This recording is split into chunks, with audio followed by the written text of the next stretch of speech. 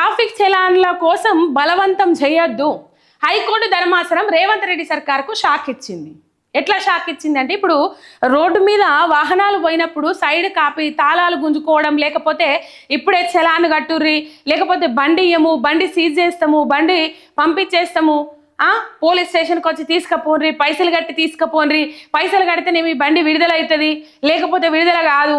ఇట్లా ట్రాఫిక్ చలాన్ల కోసం గంటల గంటల తరబడి ట్రాఫిక్ పోలీసులు వాహనదారులను రోడ్ల మీద నిలిపేసే సన్నివేశాలు రోజు రోజుకు కోకొల్లలు. సరే, పోలీసుల మీదకి మర్రబడి ఆ పోలీసులను ఇబ్బంది పెట్టి ఆకతాయిలు కూడా ఉంటారా, అది వేరు ముచ్చట. కానీ మొత్తం మీద ఇక్కడ మీరు ట్రాఫిక్ చలాన్లు కట్టుర్రి అని చెప్పేసి వాహనదారులను ఇబ్బంది పెట్టడానికి లేదు.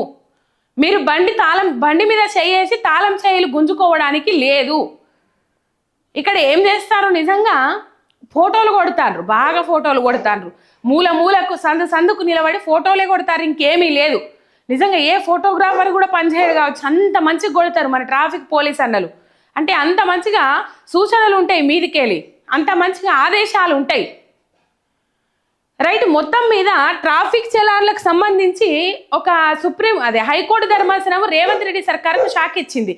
కానీ రేవంత్ అన్న ఆలోచన ఏ విధంగా ఉన్నది, మొన్ననే మాట్లాడిండు కదా, auto deduction, direct auto credit అయిపోవాలి ప్రభుత్వ ఖజానాకు, ఆటో డెబిట్ అయిపోవాలి ఆ వాహనదారుల ఖాతాల నుంచి అని చెప్పేసి. దీని మీద మనం చాలా మాట్లాడుకున్నాం. ఈ ట్రాఫిక్ చలాన్ల విషయంలో ప్రజల నుంచి తీవ్రమైన వ్యతిరేకత వచ్చింది. అప్పుడే ఆటో డిడక్షన్ ఏదైతే కొత్తగా కొన్న బండ్లు, లేకపోతే రిజిస్ట్రేషన్కి వచ్చిన బండ్లు, వాళ్ళ ఖాతా నెంబర్లు తీసుకొని వాళ్ళ ఖాతా నెంబర్లు అటాచ్ చేయండి, వాళ్ళకు చలాన్లు పడ్డెంబడే కట్టు కావాలి అని చెప్పేసి ఓ ముచ్చట మాట్లాడిండు. దాని మీద చాలా మంది ఆవేదన వ్యక్తం చేసిండ్రు, మర్రబడ్డరు, రేవంత్ రెడ్డి సర్కార్ మీదకి మర్రబడ్డరు, ఆవేదన వ్యక్తం చేసిండ్రు. ఏ విధంగా అంటే, ఎందుకు గడతాం, పడ్డెంబడి ఎట్లా కట్ అవుతాయి అంటే, పోయిన ప్రభుత్వంలో దాదాపు కరోనా టైం తర్వాత రాయితీలు ఇచ్చిర్రు, 80%, 70 నుంచి 80% రాయితీలు ఇచ్చి మరి కట్టించిర్రు. ఆ రాయితీలు ఇయ్యద్దట, ఆ పెండింగ్ చలాన్లు ఆ పెండింగ్లో ఉండద్దట, ఎంబటే కట్ట కావాలన్నట. రేవంత్ అన్న ఈ నిర్ణయం తీసుకున్నాడు, అది తొందరలో అమలు చేస్తామని చెప్పేసి కూడా మాట్లాడిండు. ఇంతలోనే రేవంత్ రెడ్డి సర్కార్కు హైకోర్టు ధర్మాసనం షాక్ ఇచ్చింది. ఇక మీరు బండి తాళం ముట్టద్దు, బండిని ముట్టుకోవద్దు, అప్పుడే చలాన్లు కట్టాలని చెప్పేసి డిమాండ్ కూడా చేయొద్దు అని చెప్పేసి ఆదేశాలు జారీ చేసింది సుప్రీంకోర్టు ధర్మాసనం. మరి ఇది రేవంత్ రెడ్డి తీసుకున్న నిర్ణయం దీనికి రెట్టింపు అవుతుంది. ఎంబటే అసలు ప్రమేయం లేకుండా వాళ్ళు ఇష్టపూర్వకంగా కట్టకుండా ఆటో డెబిట్ అయ్యే విధంగా రూల్స్ తీసుకొస్తా అని చెప్పిండు. అది సాధ్యమయ్యే పనేనా? కాదు. కాబట్టి హైకోర్టు ధర్మాసనం రేవంత్ రెడ్డి సర్కార్కు షాక్ ఇచ్చింది.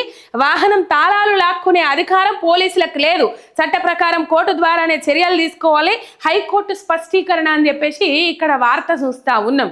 రైట్. ఇక్కడ చట్ట ప్రకారం కోర్టు ద్వారానే చర్యలు తీసుకోవాలి, బండి మీద చేయడానికి మీకు రైట్ లేదు, బండిని సైడ్ కాపీ పైసలు ఇప్పుడు గట్టుర్రి అని చెప్పేసి డిమాండ్ చేసే హక్కు మీకు లేదు, వాహనదారులను ఇబ్బంది పెట్టే రైట్ మీకు లేదు అని చెప్పేసి తేల్చి పడేసింది. రేవంత్ రెడ్డికి ఇది చెంపపెట్టే సమాధానం లాగా అయిపోయింది. 2 విషయాలలో హైకోర్టు ధర్మాసనం 2 విషయాలలో చెంపపెట్టి సమాధానం ఇచ్చింది. ఒకటి, సినిమా టికెట్ల ధరల పెంపు ఏదైతే ఉన్నదో దాని మీద, అండ్ ఈ ట్రాఫిక్ చలాన్ల విషయంలో రేవంత్ రెడ్డి ఏదైతే నిర్ణయం తీసుకున్నాడో దానికి వ్యతిరేకంగా హైకోర్టు ధర్మాసనం ఒక తీర్పు ఇచ్చింది. అంటే ఈ ముచ్చట అక్కడి దాకా పోయిందా పోలేదా నాకు తెలియదు, కానీ మొత్తం మీద వాహనదారుల భద్రత దృష్ట్యా, లేకపోతే వాహనదారుల హక్కుల దృష్ట్యా హైకోర్టు ధర్మాసనము ఇగో ఈ ముచ్చటనైతే చెప్పేసింది.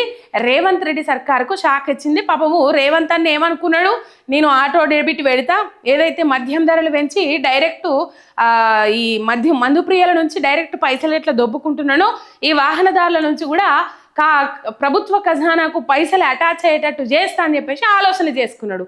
అప్పుడు మనమేం మాట్లాడినాం, అవన్నా మీరు చెప్పేది నిజమే, సరే చలాన్లు ఆటో డెబిట్ అయి వాహనదారుల ఖాతాల నుంచి ఆటో డెబిట్ అయి అటు ప్రభుత్వ ఖజానాకు ఆటో క్రెడిట్ అయ్యే విధంగా చేస్తారు కదా, మరి ప్రభుత్వ ఉద్యోగులకు 1వ తారీఖే జీతాలు వస్తలేవు, దానికే వాళ్ళ ఖాతాలలో ఆటో క్రెడిట్ అయ్యేటట్టు ట్రెజరీ నుంచి యాడ్ చేయండి అని చెప్పేసి, రైతు భరోసా పైసలు టయానికి పడతలేవు, ట్రెజరీ నుంచి రైతుల ఖాతాలు యాడ్ చేయండి, రైతు భరోసా పైసలు కరెక్ట్ 6 నెలలు కాగానే ఒక్కరోజు అటు ఇటు తేడా లేకుండా వాళ్ళ ఖాతాలలో క్రెడిట్ అయ్యే విధంగా, ఆశా వర్కర్లకు, అంగన్వాడీ టీచర్లకు, విద్యార్థులకు, విద్యా భరోసా కార్డులకు, ఇట్లా అన్ని విధాల కళ్యాణ లక్ష్మి పథకం కింద ఇటు 1,00,000 రూపాయలతో పాటు తులం బంగారం ఇస్తా అన్నారు. ఈ అన్ని విధాల వాళ్ళ ఖాతాలకు ప్రభుత్వ ఖజానా నుంచి డైరెక్ట్ వాళ్ళ ఖాతాలో క్రెడిట్ అయిపోయే విధంగా మీరు అది చేయండి. ఒక సైడే నడవద్దు కదా, సాలే ఉంటుంది. అటు సైడ్ నుంచి అది చేస్తే ఇటు సైడ్ నుంచి ఇది చేయాలి పక్కా. రైట్, మొత్తం మీద రేవంత్ రెడ్డి సర్కారుకు షాక్ తగిలింది. ఇది ఒక వార్త.